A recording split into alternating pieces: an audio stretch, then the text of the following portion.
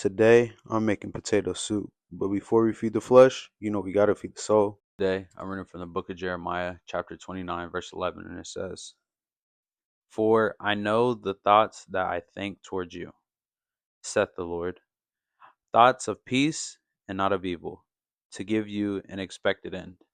So, what we can take from this verse and what we can know from this verse, what God's telling us, is that everything that we have going on in life and everything that we've been praying for, everything that we've been working towards, where even me with these videos, there's sometimes I feel like I get nowhere with them, or they're not getting as much traction as I want, or as much views as I want, or anything. But I know that the Lord has heard my prayers. I know the Lord knows I'm working, and what I'm working towards, you know it says it'll have an expected end. The Lord knows the end of it, and that's all we can take it. We can take the faith of that the Lord will fulfill whatever we want. We just have to put in the work. We just have to keep going and keep going, even when it seems like nothing's happening, even when it seems like nothing's going on behind the scenes. The Lord is always working. So that's what we can take from this verse.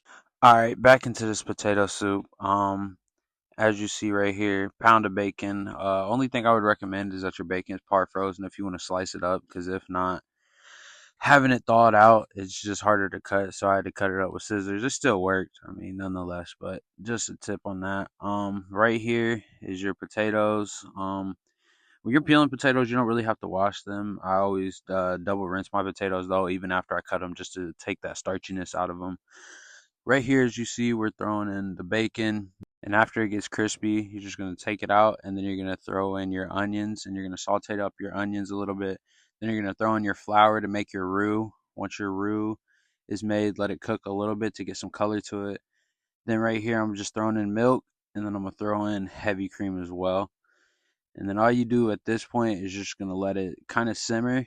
And once it starts simmering, you're going to throw in your potatoes to let your potatoes cook down. And like I said, you want this low. You don't want this too high, because with the roux in it, it might thicken up too much to where it'll be too of a thick consistency. So right here, as you see, threw in the potatoes, seasoned it. Once I seasoned it, I'll let it cook down a little bit more, as you see.